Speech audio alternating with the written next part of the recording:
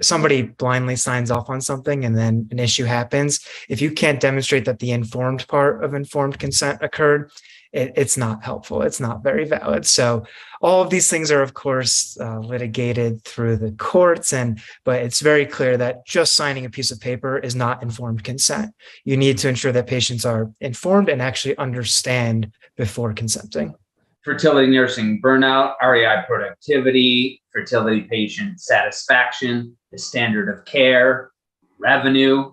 These are just a couple of things that I talk about with my guest, Jeff Issner. He's the co-founder of EngagedMD, and you've heard of them because they're a sponsor of this show. And you've heard of them because half of all fertility clinics in North America are using them. And you've heard of them because so many people have come on the show and at conferences and other places you've been talking about how amazing they are. It is a sponsored episode.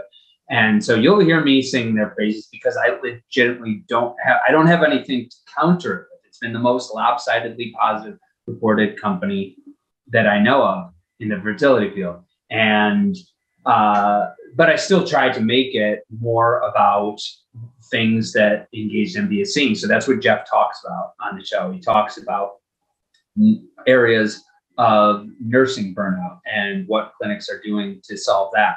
He talks about areas where physician productivity is limiting or the hindrances to it are limiting access to care, what they did to improve access to care. We talk about what the bridge is between business, like a business advantage versus now is integral for the patient experience and for the standard of care that patients receive.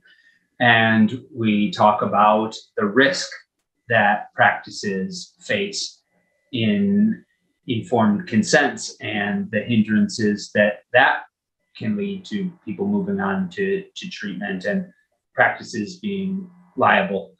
So all of these things we cover in this episode today. And if you want EngagedMD to take a look at your workflows, if the examples that Jeff talks about in this episode are interesting to you, EngagedMD will look at your workflow. They'll do a free assessment. If you go to engagedmd.com/Griffin, they'll do that assessment for you for free. They'll point some of these things out to you. It's a free eye opener for you from a third party that works with more than 200 fertility clinics. And if for no other reason, it's nice to say that you heard about them on the show, that you heard about them from me, because that helps us create more free content for you. So I really enjoyed this conversation with Jeff. I liked hearing about what EngagedMD is going to do next. And the case studies that Jeff refers to and the problems that clinics are facing, I think will be of interest to you too. So please enjoy this episode with Jeff Issner, co-founder of EngagedMD. Mr. Issner, Jeff, welcome back to Inside Reproductive Health. Yeah, thanks, Griff. Glad to be here.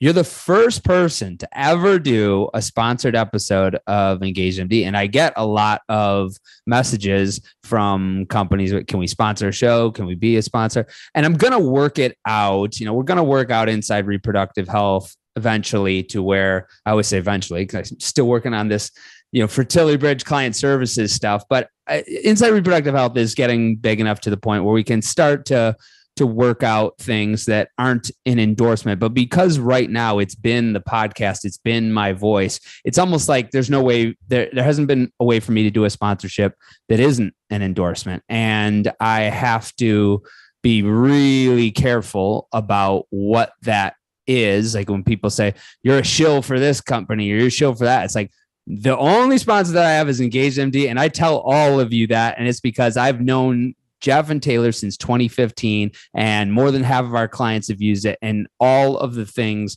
that people tell me about EngagedMD. And so I've only even had the sponsorship conversation, like the opportunity to be a sponsor with like 3 companies. And ultimately, so far, you are the only one that it was a good fit for at this like endorsement type level. And it is because I you probably hear me on the show, Jeff, put out a challenge every week where I'm like, okay, if you're the person that's going to tell me the first bad thing about EngagedMD, send me the email. I'm not saying the email will never come. I suspect that one day it has to, right? Like one day it has to come where somebody's like, F EngagedMD. No one ever has. No one ever has up to this point. It's all been like glowing reviews. And so just like, for the three people that are living under a rock, what is the EngagedMD from the owner's perspective, and what's the value that you sought to bring in the marketplace to begin with? Sure. First of all, thanks again for having me. We appreciate what you do in terms of the podcast and all of this amazing information that you share with this community. And we're not perfect. EngagedMD is not perfect, but we work really hard to create amazing experiences for our users and ultimately for patients. So to answer your question, though, the way I like to explain EngagedMD is through the story of how we actually got started. And about in 2015, when we met, our medical director really felt this problem day in and day out in his practice. And he was explaining the same things over and over and over and over again to patients and their partners, and making sure people understood what the process looks like for fertility treatment, the risks, the alternatives, and medications, all of these really important things that patients need to understand in order to make good, informed decisions. And he realized, well, I'm repeating myself over and over again, and I'm probably only covering maybe 60 or 70% of what I'd ideally like to. And I've got all of these kind of external factors that are pressuring what I can cover, whether it's the time I have for the appointments or what else is going on in my life or in my day. And he realized, well, I'm doing it this way, and every provider at my clinic is doing it a little bit differently. And ultimately, the patients are on the other side of my desk trying to just drink from the fire hose and absorb all of this very complex medical information for the first time. And so what happens? Patients go home, they try and remember everything that they had just been told, whether it be from their doctor or their nurse or medical assistants or any other staff. It's too much. It's just too much. It's a ton of information that we're jamming into these appointments. And so they go online, they look for answers, they end up calling their nurses and their medical teams to try and get those answers. The nurses are picking up the brunt of this. They're doing IVF classes, med teach classes, really trying to fill in the gaps again so that patients can make those good, informed decisions. And they make those decisions historically on pen and paper. So documents are being printed, they're being given to patients, they've got to take them home, they're getting notarized, they're getting filled out incorrectly, and they're getting lost before hopefully they get scanned back in. So we looked at this problem and said, wow, it's so much time and energy that everybody is putting into this. And it's a suboptimal patient experience, clinic experience. There's all sorts of risk that's introduced. So there's just got to be a better way to go about what we viewed originally as just informed consent, making sure that people are educated and consent to the right things in the way that aligns with their behaviors, aligns with what they want to do with their treatment and their goals. So we built EngagedMD, and that was kind of the impetus for the platform and the company. And we have two primary product lines. The first one is eLearn, so a library of educational modules that we've developed that cover everything from COVID-19 protocols and Fertility 101, all the way through all the different types of treatment that patients may be pursuing, through the very end of the patient journey, what to do with extra gametes or embryos that you may have that are cryopreserved. And these modules can be pushed to patients so that they can watch this content on their own time. They can rewatch it as many times as they want, answer questions demonstrating that they actually understood everything, and then come back in for their next appointment and have a much more effective, much more efficient discussion with their medical team that's focused on the nuances of their care. Well, let's talk a little bit about that informed consent part for a little bit, because anytime you talk about informed consent, you have to say, I'm not a lawyer, talk to a lawyer, get legal advice. Don't get it from me because I'm not giving it to you, because I'm not qualified to give it to you. But when I ask attorneys in our field, and I'm chairing the session that you're actually speaking at ASRM, and I ask people about what's the standard for informed consent? They'll just respond, EngagedMD, and I'm like, well, what do you mean by that? And so, what do they mean by that? Yeah, well, ultimately, it's a non-delegable duty for the provider to provide informed consent. And it's making sure that patients understand everything that they need to know, all of the process, the risks, the alternatives, in order to And also they comprehend everything, not just are being told everything, but they actually understand everything that they need to know in order to make a good decision, a shared decision with their medical team about their care. So I didn't really think of it in this way until I was on one of Dr. Katz's webinars. I think you may have also been speaking on it. And this may have been in the beginning of the pandemic, when people, like the people that hadn't figured it out already, kind of like had to figure out the e-signature, and people were asking about informed consent. And and Dr. Katz said, what's greater evidence of informed consent? A stack of papers that like there's a signature and at the end and a couple initials throughout, that like 10-point font of language that people have never heard before, or a series of videos where they have to sign off where they have to complete each module, where they have to take a quiz demonstrating that they did it, and then a trackable digital signature at the end. So can you talk about that level of informed consent? Yeah, and it's the way that you're talking about it. It's kind of how we break up our product lines. I've always related the informed part to our eLearn product line and the consent part to our eSign product line. But consenting is much more than just signatures on paper. If somebody blindly signs off on something and then an issue happens, if you can't demonstrate that the informed part of informed consent occurred, it's not helpful. It's not very valid. So all of these things are, of course, litigated through the courts, but it's very clear that just signing a piece of paper is not informed consent. You need to ensure that patients are informed and actually understand before consenting.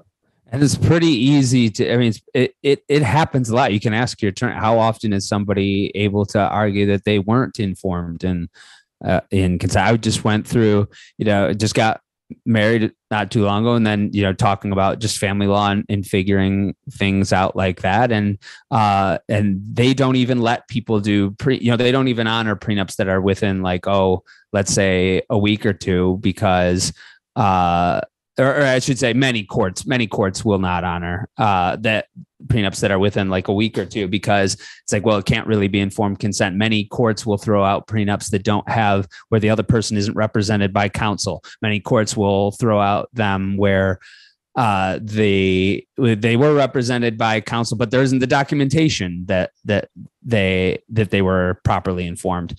I think isn't that how Eduardo Saverin successfully sued Facebook to get back his stake? And that I think it is, because he signed everything, but he sued that he wasn't properly informed, and I think he won, and that's why his name is back on the Facebook masthead as co-founder. So was that it's all of these components, and Dr. Lettery from Seattle Reproductive wrote a great paper a few years back about the primary components of various litigation that has occurred over a certain period. And even if informed consent isn't the primary reason for the case, it is very often a supporting issue around the case. Was that intentional from the beginning, or was that just kind of a happy byproduct? Originally, you're trying to inform patients to help with client workflow, or to help with clinic workflow, to help with the patient experience so that they're better informed.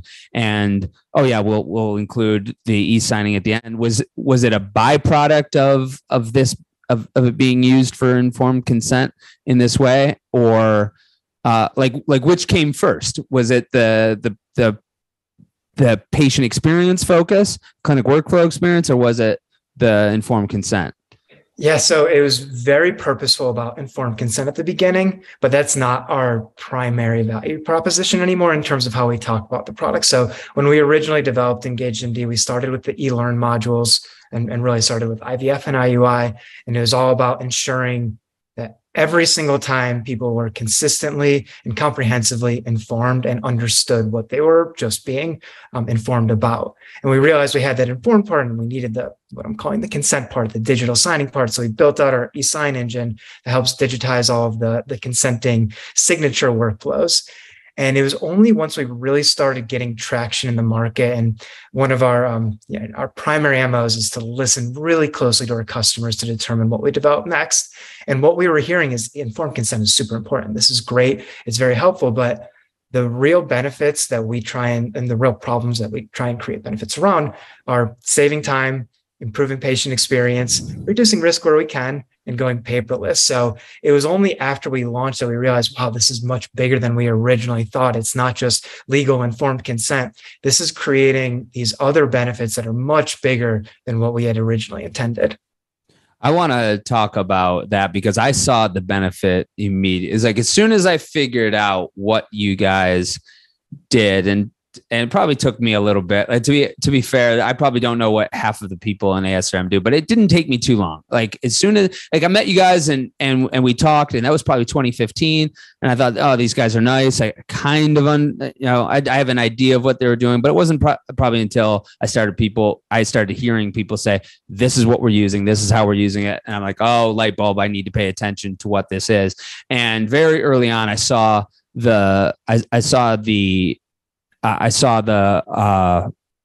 value, and but I could also see what the potential objection would be, and I could almost immediately also know how to address that objection. And that objection was, well, people expect personal care from us. They want to be able to talk to a nurse, and they want to be able to talk to a provider, and they're paying all this money for care. They shouldn't be at home and watch a video, and I just immediately thought, like, yeah, they're paying all this money for care, and it is that stressful to go through this process.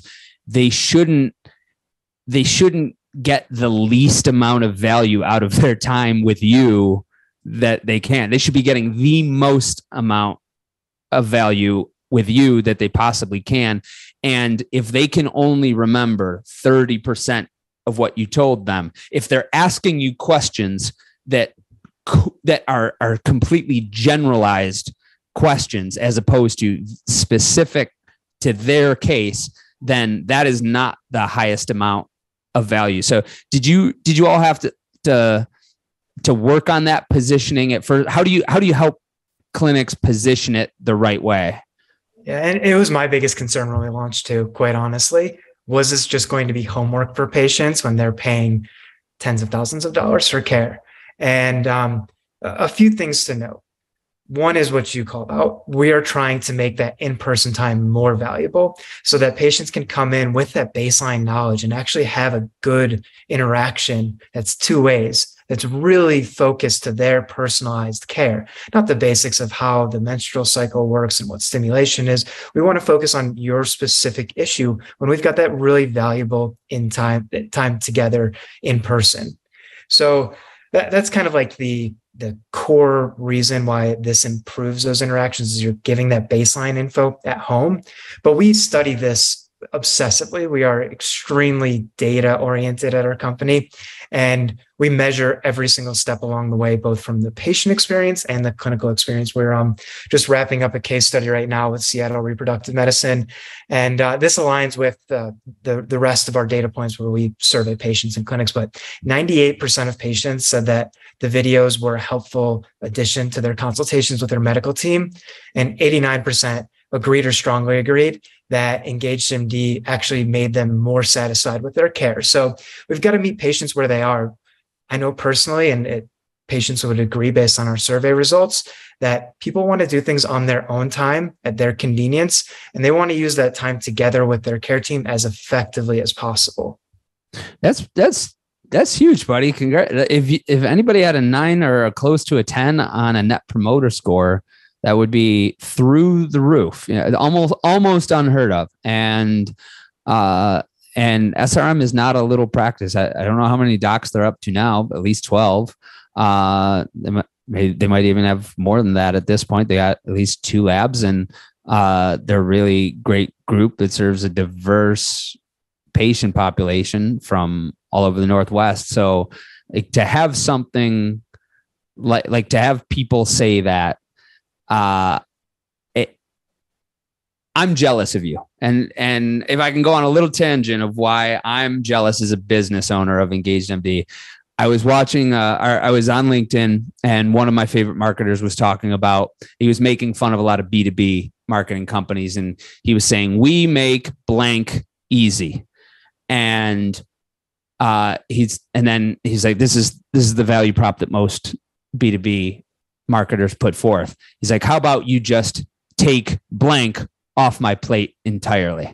And there's so much that you guys are able to take off the plate that as a client services firm, it's like I'm always trying to develop what we can take off people's plate, but you guys you take off so much of people's plate that they can actually provide that level of care that the patient needs.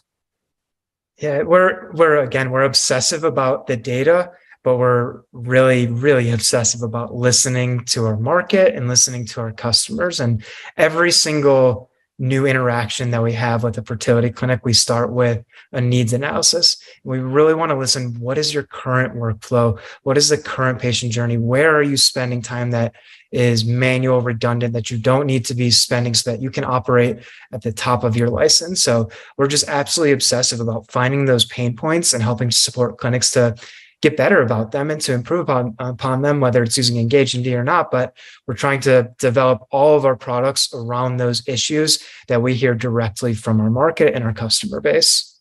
I want to talk about those pain points because they're not getting less painful. There's a lot of things that people could or might do to improve their business that would be beneficial for their business, but it's not painful enough. It's the adage of the old man on the porch with the dog, and the motorist stops by and he's visiting the old man. And while he's having the conversation with the old man, the dog keeps whining. And finally he asks the old man, well, what is he whining about? And the old man says he's sitting on a tack. And so why doesn't he just get up? Why doesn't he get up? And he says, well, it hurts him bad enough to whine. It doesn't hurt him bad enough to get up. And in your space, I think that there's with the pain that your company is addressing, there's a lot where it's the point where the dog has to get up. And maybe even, prior to 2 years ago, maybe they could have sat on the tack longer, but nurses are so burnt out. Like embryologists are burnt out. People can't get enough staff. People can't even get enough people to answer the phone. And so you need to make what you have with people, the time that you have with people as productive as possible. So we talk about a couple of these problems. Like I want to talk about the nurse time savings. I know like there's examples of people everywhere, but like just talk to me about what nurses, like the time savings and otherwise having to deal with appointments that has been a pain for them and how you've helped to solve that. Yeah. To your point, the pandemic definitely accelerated a lot of these problems, and the nursing shortage that we're facing right now is certainly exacerbating the issues that we're trying to help support. So I think it's pretty well agreed upon that nurses take on a huge brunt of patient education and patient support throughout the entire patient journey. And that forms in IVF consults or IUI consults, or whatever treatment consult. It starts before that, honestly, even through diagnostic testing and talking through all of the different things that you may want to consider prior to starting treatment and determining your treatment plan.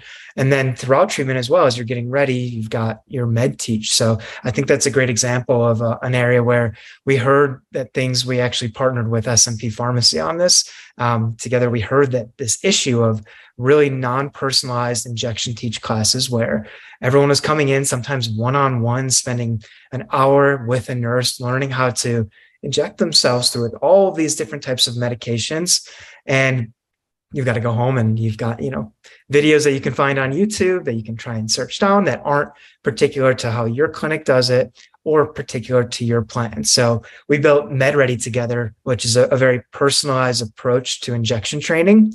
So together with SMP, we built all of this content. It's all done through motion graphics so that we can keep it up to date and we can keep on modifying it and customizing it so that it makes sense for the clinic's protocols and their approach and how they use their medications. And when you assign these modules, you're assigning a module that is specific to the medications that the patient will be using in this really engaging 3D motion graphics manner so that patients can go back and watch it over and over again and not only understand how to use the medications, but understand why they're using each medication as it relates to their protocol. So I'll use an example from our friends at RGI Ohio. They were having 45 to 60 minute long consultations with patients just for injection training. And those were with every single patient and couple.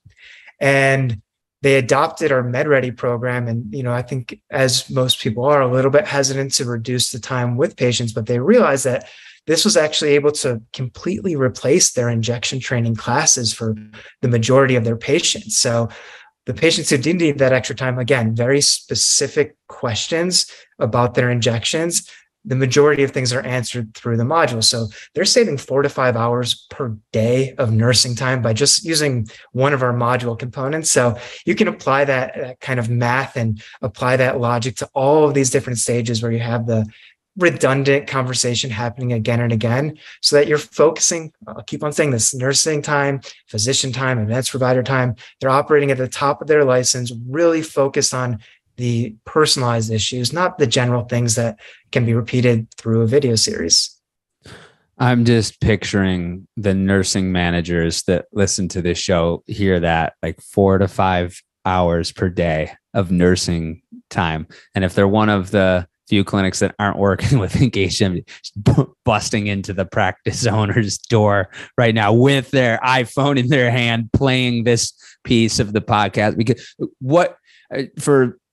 and a lot of people can think that are listening, but what would you do if you had 4 to 5 hours of nursing time back? Like, what that 4 to 5 hours is being wasted on right now that you're not getting to, where your nurses are burnt out, where they're saving calls for the next day because they just can't get to anymore, or else they're never going to leave the office. And then the patient's pissed off about that because they aren't getting the answer back that day that they were hoping to, because the nurse is answering some other question or doing something else. It's like, I think that's incredibly useful no matter what employment market we're in, but especially with people being so short on nurses, it's just like a necessity now.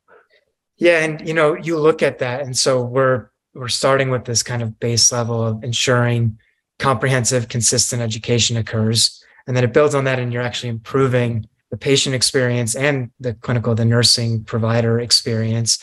But when you start taking that problem a level higher from a business perspective, you have more time to see more patients. So ultimately, you're generating more revenue. You're helping more patients access better care, and you're able to generate more revenue as a business. So it's really a win-win-win. And those layers of value proposition continue to build on each other.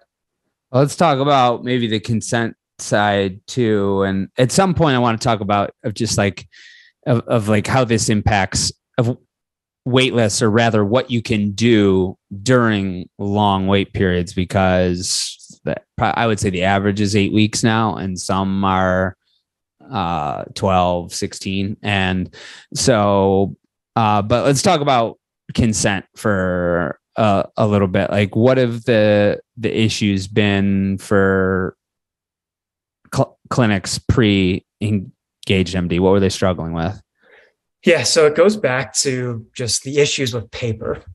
And, it's 2022 and things have gone completely digital. But in the fertility world, this paper is really important. You've got to make sure that the right person is signing the right thing at the right time. You're authenticating all of that. It's following the right workflows. And with paper, you're not really fully sure what's going on outside of the office. So you give people this information. They have to read it. It's in incredibly complex medical legal format. They've got to make their decisions on it. Oftentimes they need to go to a notary to get that authentication done. And then they have to bring it back in, or ship it back in, or scan it back in. And if anything goes wrong along the way, you got to redo that whole process, right? So if somebody fills out the wrong thing or signs in the wrong place, notaries aren't trained on fertility treatment and what people should be doing with their decisions. You've got to go back and do that whole process again. And then if it comes back and you actually do collect it correctly, it's got to get back into the medical record. So it can get lost. It can get caught up on a doctor's desk or somebody's desk. Ultimately, it needs to get scanned in to have that proof that you've got the official informed consent. So there's a lot of costs and a lot of time and a lot of, again, suboptimal experiences incorporated in that workflow. So with our e-sign engine, we're really just trying to make sure that all of that can be handled through your inbox. So you can digitize all of your documents. We'll work through with our customers for anything, not just consent, anything from patient intake through financial documents to test requisition forms. We have the ability to create those workflows digitally. Ensure you can track all of the education and all of the documentation in one place. So things are never getting lost. They're following these digital workflows that make it really hard to choose the wrong thing or to make errors on the consent. You're never going to miss a signature. Nobody's ever going to get skipped in the signature process. And you can always go back to EngagedMD to see that digital copy. You're never going to be searching for the paper version that might have gotten shuffled somewhere. Which that in and of itself of how long that can take people and like the anxiety when you can't find it because it isn't in that one file that it's supposed to be in. Yeah. It's just amazing how people use paper for anything at this point. Nothing worse than somebody getting ready to start their cycle, or even worse, somebody getting ready for retrieval and you say, "Oh no, where's that consent?" So that's the that anxiety that we're trying to completely eliminate. Well, it's funny you should say that, because when I did my talk at PCRS, it was originally supposed to be about like biz dev, and then they gave me the talk to the nurses, the nursing track. They gave me the last talk of the week. It was like the 11 a.m. Saturday talk, and they gave it was to the nurses. I was like, great. Like the people who couldn't give two craps about business development. And this is what I do. So how am I going to make my talk relevant to them? And it had to do with branding. It had to do with creative. And I had to tailor it to how to get patients to want to engage with your practices, processes. And so I was just asking nurses ahead of time, like what's the biggest thing that when you tell, like you could tell patients 100 times, but you still feel like you're struggling with this problem with them. And consents was at the top of the list, like having their consents ready, having their paperwork done, ready to go before the start of protocol. Yeah, it's nobody likes paperwork, right? I think we can say unanimously, nobody likes chasing down paperwork, but it's critical. It's really important. And so what we're trying to do is build that into the workflow, build it in as part of, these engaging videos that you're watching, tie it into a bigger part of the journey, make it digital, make it engaging, exciting, make it so that people want to do it at least more than they would want to do it if it was just trying to go find a notary and sign some things on paper. You guys are right at this junction point of something that I've wrestled with since I've been in the field, which is I could just tell that eventually something that might be a business plus at first eventually becomes part of the standard of care or elevating the standard of care. And, 10 years ago, probably having a digital module would have been a business plus. It would have been, a nice little advantage to have. But now it's like, man, you're dealing with the biggest stress in your life as a patient and or top 5, and you're usually spending a lot of money, and you're doing this all at a time when you have to keep track of all these different things at all this different times. And you guys are kind of like almost a little bit, I'm not saying the same way, but like how when you sign up for Airbnb, like it's a lot to list a property on Airbnb, like to go through everything, but they break it up. So you're not filling out 100 question form. It's like, what kind of house do you have? And then whoop, next. And I'm not saying that everything that you do is like that, but you break things up in a way for the patient that I do feel that it is that's the standard of care. It's necessary for improving the standard of care. Now it's not just a business plus anymore.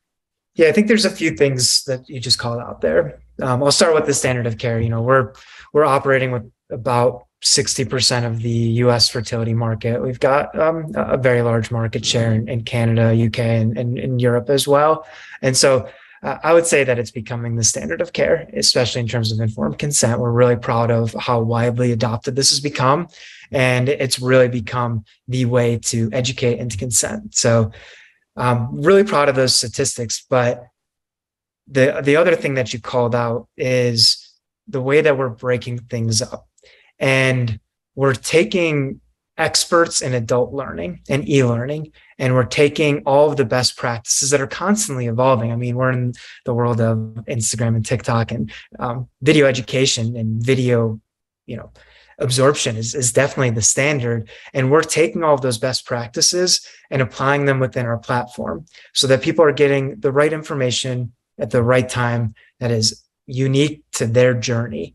So we're really, really focused on making sure that overall journey, we're pushing the right information in nice chunk size bits so that people get the right amount at the right time to properly absorb it, properly make the right next decision. For the listener, just imagine going through something as legally intense and as outside of your expertise that requires deep expertise that you can think of. Like you're going through some very detailed estate planning, or even more. Maybe you're going through you're building your dream house, and you've never built a house before. You've been a good REI and now you can afford it. Now you're building your dream house. Do you want to get it all in one huge sum? Like here's the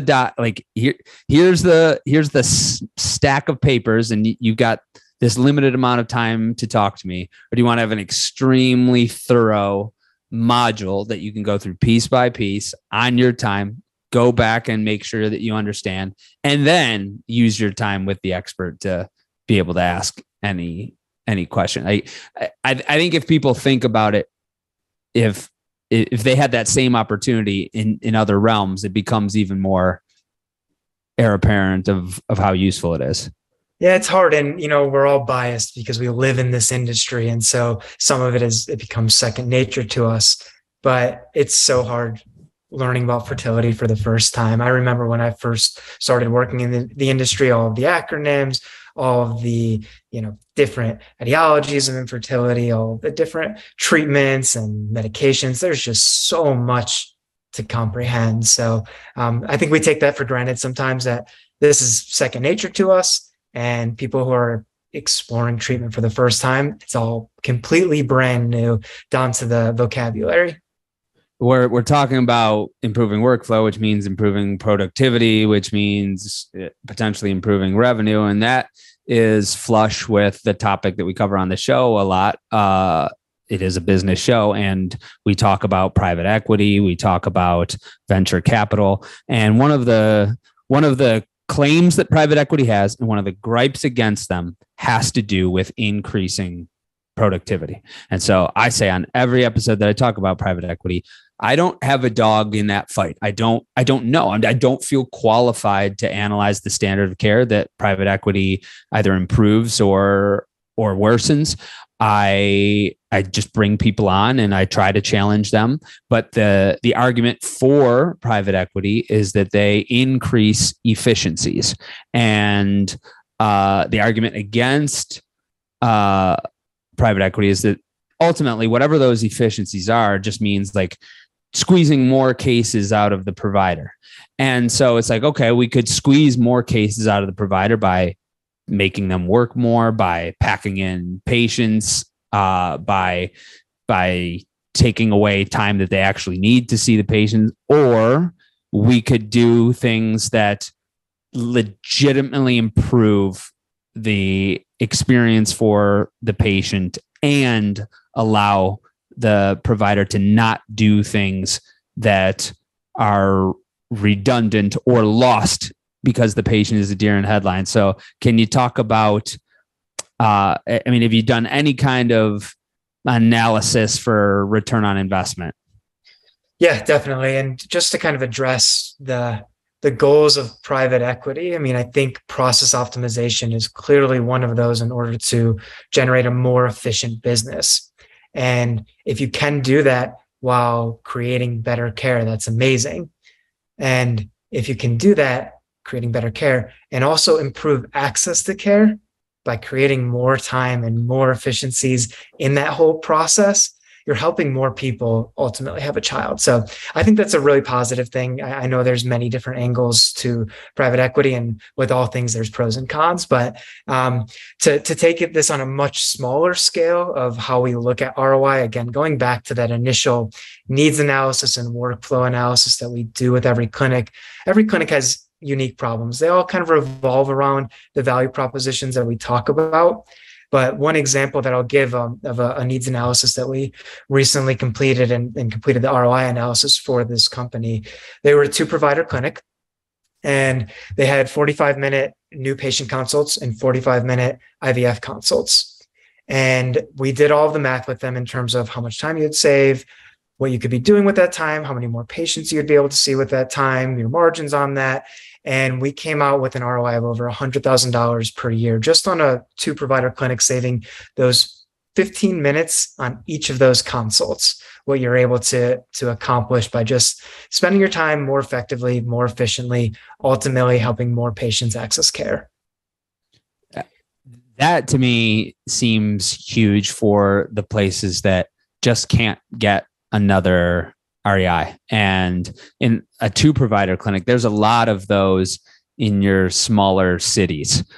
And it's the smaller cities that really struggle to get new docs. It seems to me like 80% of the docs go to 20 cities in the US. And it seems to me, I still don't have any data, but it just seemed that every anecdote that I can think of supports it, that the only time that you see someone from an REI go to a Buffalo, New York, where I'm from, or a Youngstown, Ohio, or a Lincoln, Nebraska, is when they or their spouse are from within a few hours of there. It's just so hard to get docs. And so the alternative is like, what, we're just not gonna provide care to these people that are here. And so I often think of like EngagedMD like being useful for ROI for bigger groups, because they're the ones that kind of have their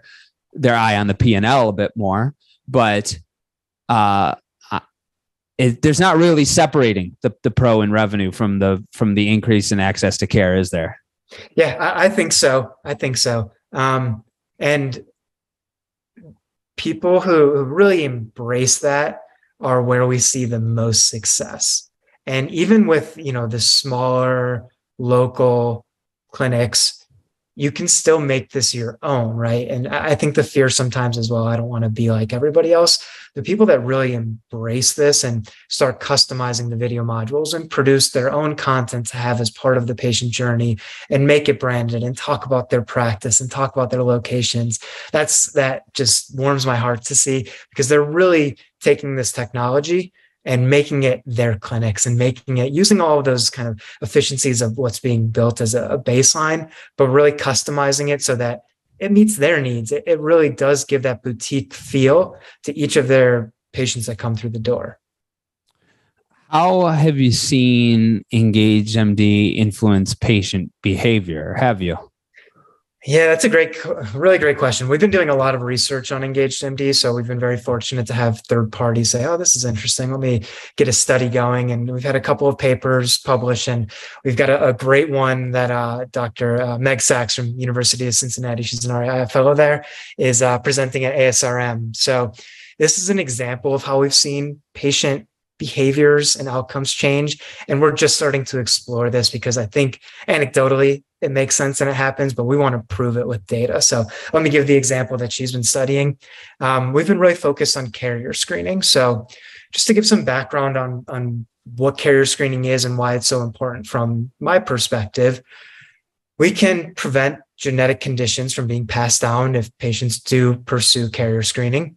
And it's one of a bajillion different things that has to be explained to patients as part of that initial consult diagnostic testing phase. So like everything else, it can be kind of shortcut, and patients may not have the right information in order to make an informed decision about actually pursuing or declining carrier screening. And not only is that kind of a workflow issue, but it's also a risk issue. We've seen massive lawsuits in this space over patients who feel that they weren't properly informed and ultimately had a child, unfortunately, that was affected by a genetic condition. Because they declined carrier screening because they didn't they didn't feel they were informed. Well, correct. They didn't understand the impacts of not pursuing carrier screening. Informed declination is what we would call it, and didn't realize that they could go through PGTM and prevent this genetic condition from being passed down. So that information is important from, population health perspective. It's important from a risk mitigation perspective. And also it's just one of the, like I said, bajillion things that has to be covered with every patient. So we developed a module on carrier screening and a workflow to allow patients to learn about what carrier screening is at home, just like the rest of our e-learning modules. And then they can flow directly into making their decision about either moving forward or not moving forward. And what we saw when comparing the patient cohort that went through the EngagedMD workflow versus the cohort that went through the traditional provider consult is nearly double the amount of patients who went through EngagedMD decided to pursue carrier screening, which is just going to let that sit for a second. That's massive. That's a huge impact that we can create. Do you know the sample size off the top of your head? I don't know off the top of my head, but we replicated it at a completely different clinic with a completely different group and completely different researchers kind of creating the study, and it was nearly identical results. And that was at a very large group that we had a ton of volume going through. But Dr. Sachs will be presenting at ASRM. Quick plug for her. She's got the poster. She's going to be on this podcast. I'm actually recording that episode with her and two other REI fellows later today. So I don't know if their episode will come out before yours or yours will come out before theirs. I don't know how we have it scheduled right now, but yeah, little shout out to her. Yeah. And I think this is just the tip of the iceberg. We're really motivated to figure out what drives these patient behaviors and how can we create really positive outcomes and health outcomes, not just patient behaviors, like positive health outcomes from using this tool and providing great education and great patient journey management every single step along the way. So maybe people should let that. There's a couple things that need to sink in people's minds from this conversation so far. One is 4 to 5 extra nursing hours per day. What would you do if you had 4 to 5 extra hours for your nurses per day? Another one is, what would the quality of care be like for your patients if double the normal number we're going through carrier screening?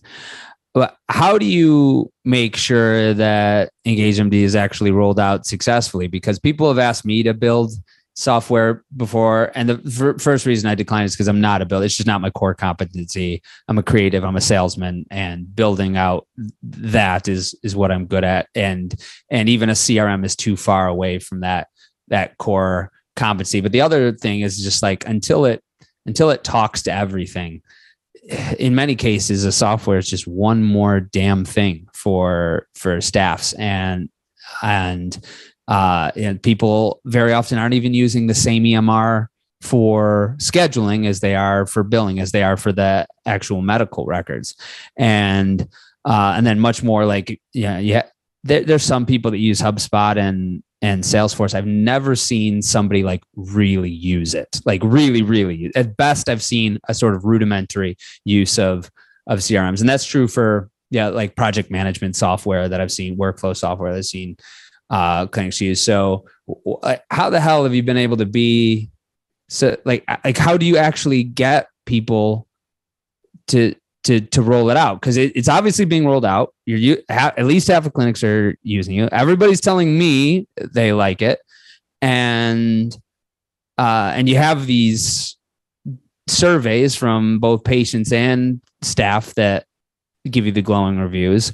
But how do you actually make sure that the rollout gets you to that place?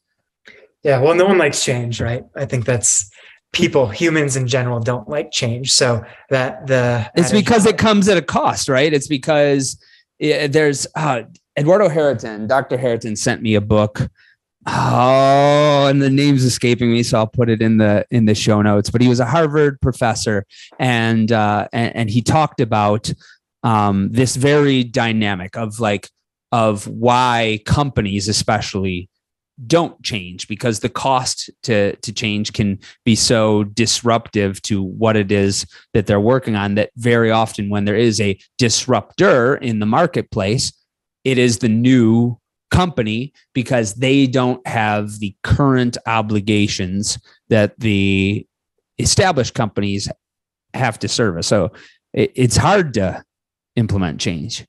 Yeah. And I think it goes back to having a big enough pin. The problem's got to be big enough, and we have to understand it well enough. So that needs analysis that we start with, that turns into a workflow analysis, and really understanding the problems that we are trying to solve together that are big enough to introduce this change. That's where it all begins. So while there's best practices that we've learned with the about 200 clinics that we've launched at, each one uses it slightly uniquely to solve their specific problem. So we need to really intimately understand those problems so that we can introduce a workflow and associated training for staff that aligns to solve their problems, so that they're able to feel those efficiencies. This has been an area that I've focused on from day one, and Taylor and I have really made a priority. The first person we hired was as a customer success lead. We want to make sure that people are supported through that onboarding, that implementation, so that they start to feel and see that value. And then on top of that, going back to being obsessive about data, we create dashboards. We're monitoring every step along the way to make sure that people are being successful. And we provide that data in those dashboards back to our clinics so that they can see which of my staff members are being compliant, which are not being compliant, how are things being received by patients, where can we tweak and modify the workflows. So a really great example that the customer success team shared with me, Seema over at SCRC has created a dashboard that we provide all the data into, and she actually creates competitions about who can send the most modules and forms and who can follow these workflows the best to really encourage that compliance. So I thought that was a fun way to kind of leverage that data to make sure you're creating that optimal outcome. So it starts with really understanding the problems we're trying to solve. It ends with really closely monitoring and supporting our clinics to ensure that that change curve is overcome so that people can really see and feel the value. Talk to me a little bit more about what your customer success leads do. Like how do they help people implement? Yeah, so we've got a number of people who are focused on this, the customer journey. I'll call it the customer buying journey. So starting with our sales team, who's really kind of understanding the problems that we're trying to solve. We have a professional services team who's doing all of the digitization, helping with the workflow analysis and ensuring that the right training takes place. So really making sure that the workflow and the needs that we understand are translated appropriately into solutions within EngagedMD. And then as we launch, our customer success team is there on an ongoing basis to check in, to make sure that things are going successfully, to compare across benchmarks, and to listen to things that change, because our clinics, our businesses are going to evolve, whether it be through legislation or through growth or through whatever it might be. So we're here to listen and to introduce other ways that you can keep on tweaking your workflows, tweaking the platform, growing within it, introducing other modules, customizing your modules, changing your consent workflows, whatever it might be, to ensure that ongoing success.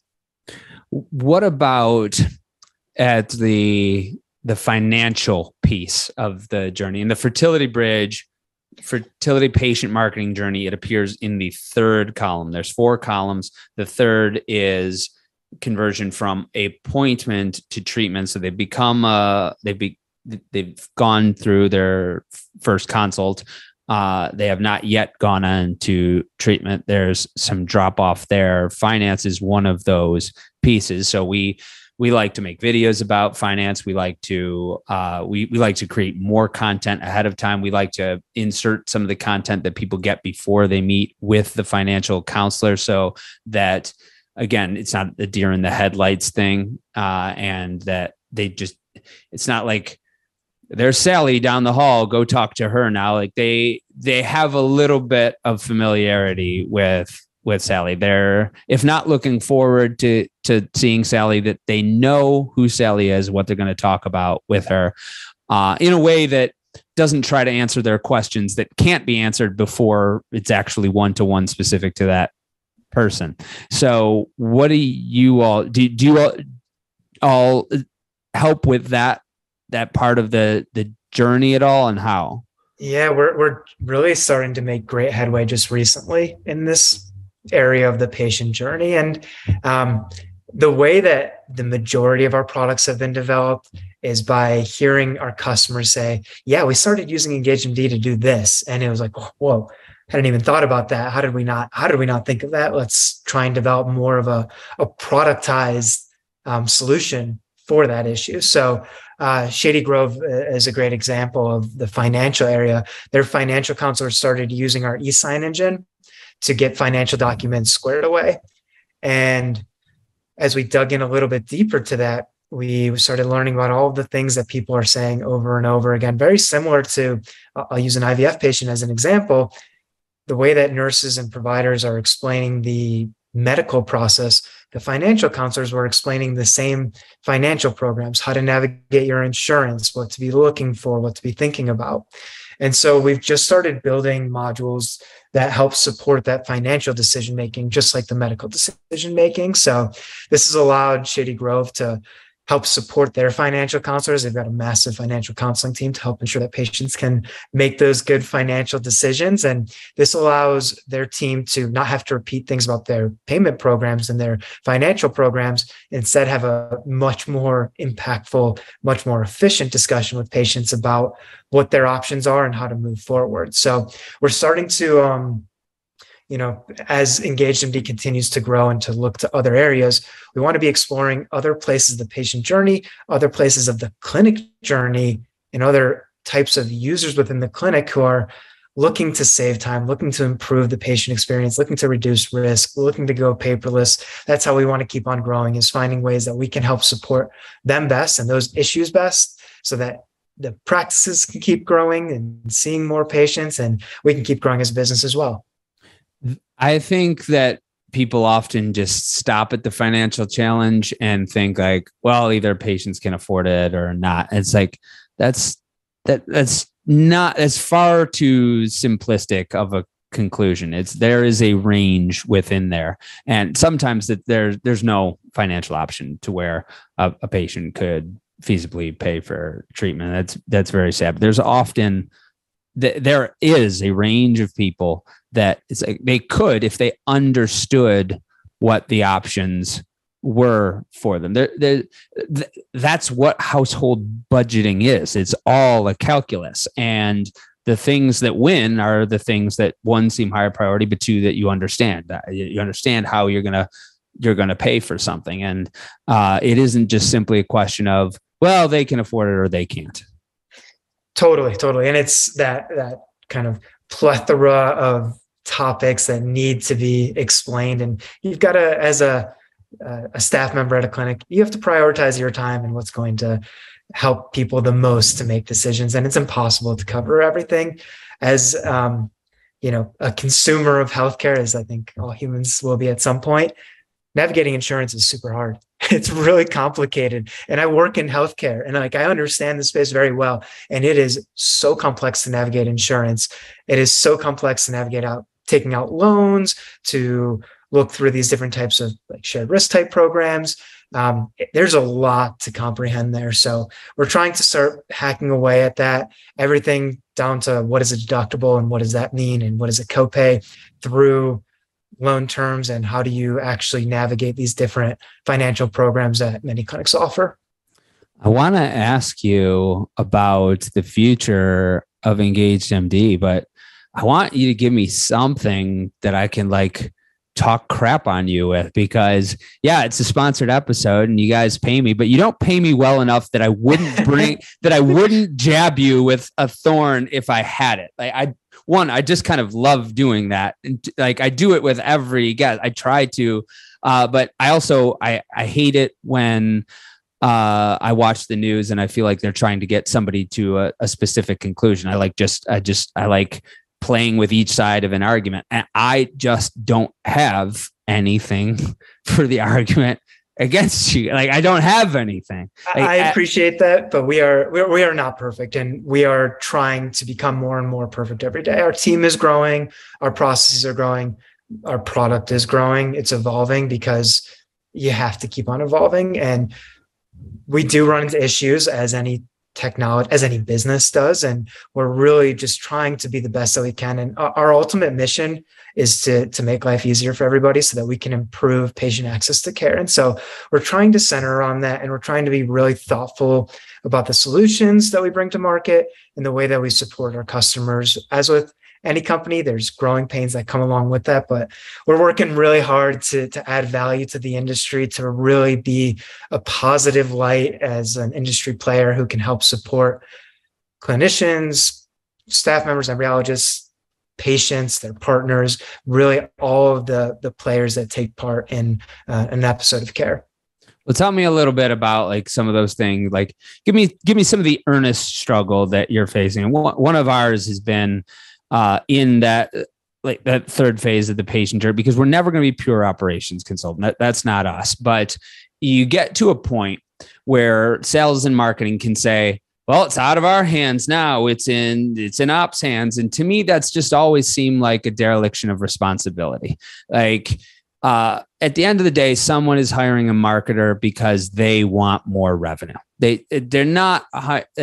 There are some other things that they hire that person for, but a marketer needs to be able to set up the sale, and you also should be able to set up a sale that is delighted. And so I've had.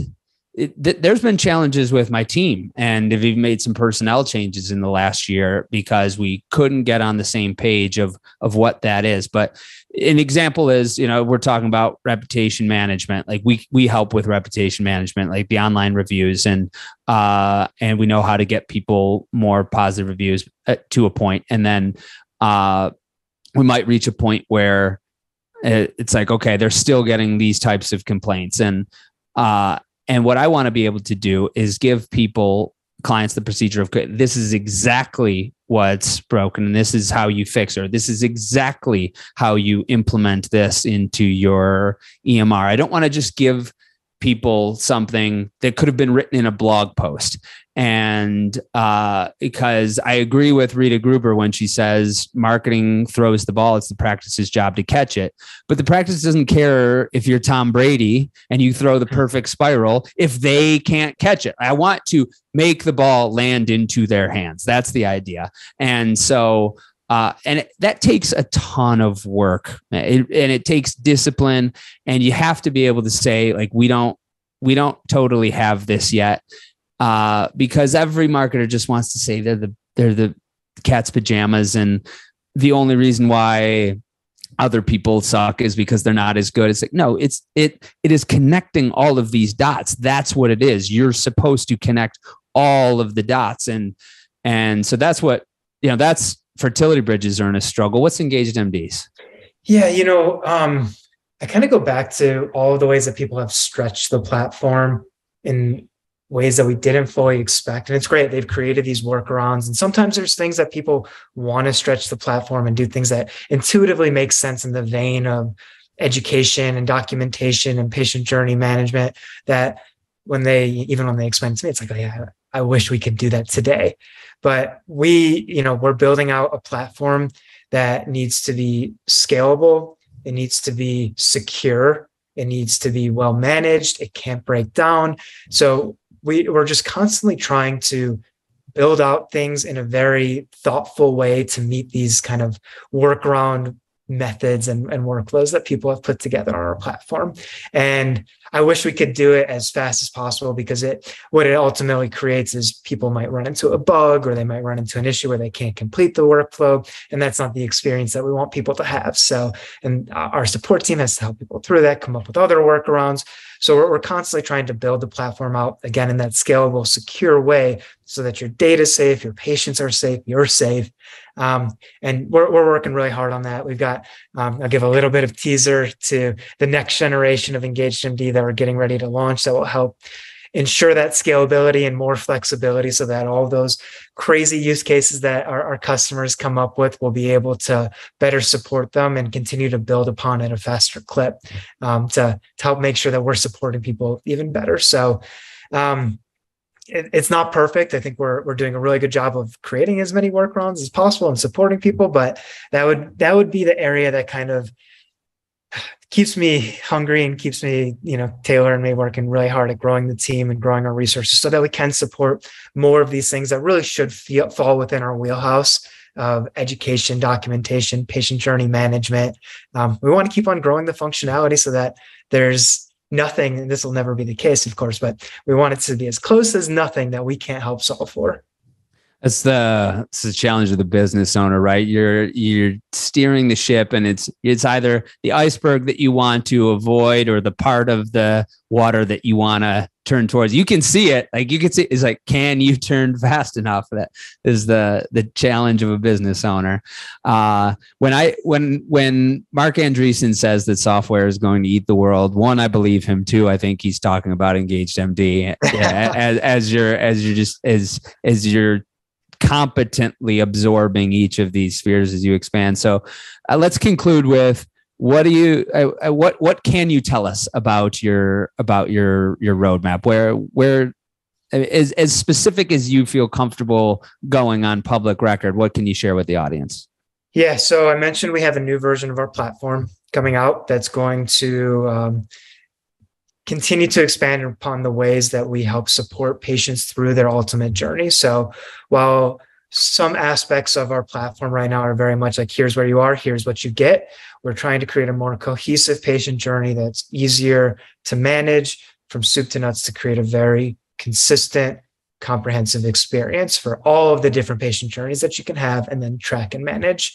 We're also, to that point, expanding into other areas of the patient journey. So like the financial counseling journey, I'll call it. We want to keep on building out products, content, things that can help support patients through all of those different stages that we don't currently do right now.